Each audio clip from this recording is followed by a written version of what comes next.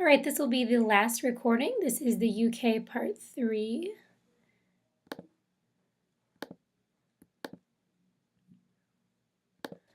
So this section is about citizen society and the state. So we're going to start off by talking about the particular social cleavages that have existed within the UK. So for much of British history, the cleavages were based on various multinational identities. This is probably not surprising, as we've talked about the differences between England, Wales, Scotland, and Ireland. So you can see the breakdown of the percentages of people. So for the total population of the UK, how people identify. Religion has also played a major role. We've seen tension between Catholics, mostly Irish Catholics, and Protestants, who are mostly Scottish and English. This primarily existed before 1998. I know in our third period class, the policy group talked a little bit about the Irish Republican Army and how that was a mostly Catholic terrorist group.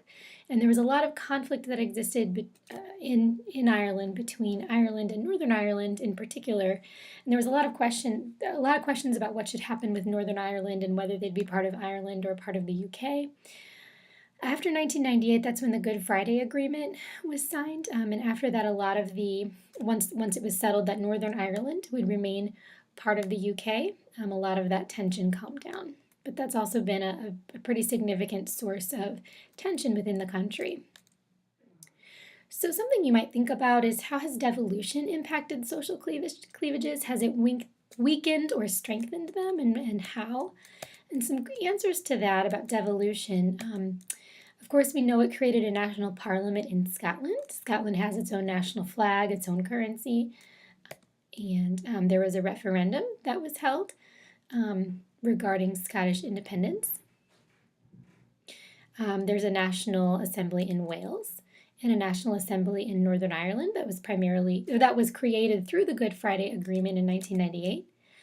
So, when you think about this, when you think about the devolution in these separate assemblies, you could make the argument that when these nations, when these countries have more control over their own regional issues, that they're going to be happier at being part of the UK in general, and they'll be less likely to leave the UK.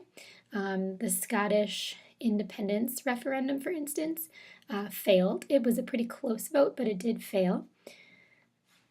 Although now with Brexit, Scotland voted to stay in the EU, so it'd be pretty interesting. There might be cause for Scotland to hold another referendum for independence, although it seems like that's probably pretty unlikely. More recently, we've seen some tensions between ethnic minorities within the UK rather than, divisions based on nationality. We've seen the breakdown and tensions between those who are non-European and those who are British. So only about 7.1% of the British population is of non-European origins. So of that 7.1%, 23% of those are Indian, 16% are Pakistani, 12.2% are Afro-Caribbean, 10.5% are Black. But what's really significant is that this minority population grew by about 53% between 1991 and 2001. So we saw a tremendous increase. And this was after Britain became part of the EU. Well, Britain had been part of the EU since the 70s, but after the Maastricht Treaty in 1992, which really set up the EU as it exists today, one of the components of the EU is about free movement among nations. And so you saw a great deal of movement and a great deal of immigration during that time. So immigrants from Eastern European countries have also increased. And the second, just sort of a fun fact, the second most spoken language in the UK is Polish. All right, so we've also seen some distinctions among different social classes. Historically, as in many nations, we saw a clash between the working class and the middle class. Education has also been a source of social class distinction, where the upper class, the very wealthy elites, are attaining the highest levels of education. Oxford and Cambridge, of course, are very prestigious universities, and so many current members of Parliament attended either Oxford or Cambridge, and that's sort of a way that they've set themselves apart. It contributes to them being a little bit more elite. We've also seen some geographic and economic cleavages. So there are some differences between the south of England versus the north of England and Scotland and Wales. In South England in particular, wealth and high-tech industry was centered there, and so that created some differences between lifestyles and how people made their money. Moving on to political socialization and participation. So socialization, just like in the United States, the family is a significant source of political socialization. Schools, civics courses are taught in the UK, and so that's another source of socialization. And media, as we've talked about here, the BBC is a very significant source of news for the UK. Participation, voting is typically around 70%. It's been down in recent elections. Voting behavior is very closely connected to social class and to region. I'm going to refer you back to some of the presentations we heard in class about the types of people who are voting and the types of parties that they're voting for. Most of our political party presentations touched on that issue. Social movements are not as strong in the UK. Usually voting is the political act that people will participate in. It's very rare for people in the UK to get involved in elections. They're less likely to donate money to campaigns. They're less likely to be part of interest groups and to participate in that civil society outside of voting, which is the primary means of participation. We saw in the UK policy presentations the importance of linkage institutions. Of course, political parties are super important, and the parties, I'm going to again refer you back to the student presentations. So you'll want to consider, to what degree do these political parties address social cleavages? In some cases, I would say the parties may help the social cleavages, may help make them a little bit better. And in some cases, I think they almost make them worse because some of them are promoting, Scottish independence or UKIP, which is super focused on, Euroscepticism. And in some ways that enhances some of the cleavages that exist. Both of our policy groups mentioned the importance of interest groups, and so I'm going to reflect that here, just reiterate that here. Interest groups and pluralism they're super important. So again, pluralism is that idea of competing groups.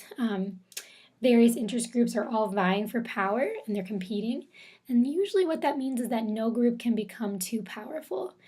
The most influential interest groups in Britain are those that are tied to class and industry. You heard one of the policy groups say that the teachers' union, for instance, is one of the most influential unions in Britain. There's some listed here as well: the Confederation of British Industry, the Trades Union Congress, the National Farmers Union, and the British Medical Association are also incredibly important interest groups. The UK does engage in what's called neo-corporatism, which is where interest groups sometimes take the lead and can dominate the state. In a neo-corporatist system, just as a reminder, that what that means is that the interest groups are incredibly influential. They're able to actually facilitate agreements between the government, the people, and the interest group. It's kind of like an iron triangle for those of you who took American government. The interest group is just usually the broker in that situation. The interest group is leading the charge and working on negotiations between the government, the people, and the group itself. Finally, with Britain, the greatest influence, maybe one of the most important linkage institutions is something called a quango, which is a quasi-autonomous, non-governmental organization. So these are very interesting. They are groups that were created by Parliament, and they put government and private interests together on a policy-making board. These are taxpayer funded, so groups of taxpayers who have common interests will come together and work to make policy. They're kind of like an interest group, except the primary focus of an interest group is to lobby government officials and to try to get government officials to adopt a particular policy. In this case, one of these groups would actually be proposing the policies. They'd be writing the policies and presenting them to Parliament. So a lot of them center on social issues and the environment. Recently, as we've seen the government adopt, especially under the Conservative Party, we've seen the government adopt austerity measures. Just as a reminder, austerity measures are actions of sustained cuts in spending. So usually austerity measures involve, cutting taxes also for people, and cutting elements of the welfare state, so reducing spending on things like the health service. So recently, these quangos have become a target of a place to cut spending. So I just briefly want to mention the European Union. Initially, we were going to do a lot more with the European Union. We don't have time to go very in depth. So for the test, what I do want you to know is, what is the EU? What was the purpose of the EU? Why was it created? And what does it do today? And then I want you to know a little bit about Brexit.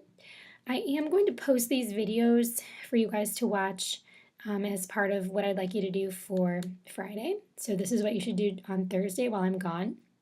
And I'll post them, and I want you to be able to explain them and understand them. I do want to make one last note about Brexit.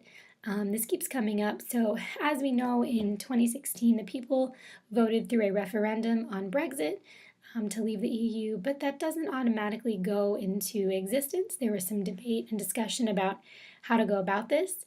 Theresa May has said she will activate what's called Article 50 of the Lisbon Treaty by the end of March. So the Lisbon Treaty outlines the process by which a nation can leave the EU, but this has never happened, so it's pretty unprecedented and unclear about what the process will look like. The EU is very important in systems of trade, and so there are a lot of negotiations that need to go on between Britain and the member countries for what the separation will look like. So once Theresa May, officially activates Article 50, the UK will have 2 years from that point to leave, so Brexit should be completed by April of 2019. That's for Friday. We're going to finish our last political party presentations.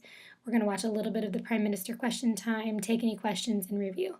There is a study guide posted on Canvas already under Unit 2 for the test on Monday. Please also remember that your UK reading guide, parts 1 through 4, will be due on Monday.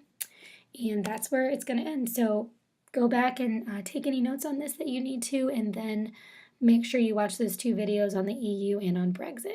All right, have a great weekend, or a good rest of your day, not a great weekend.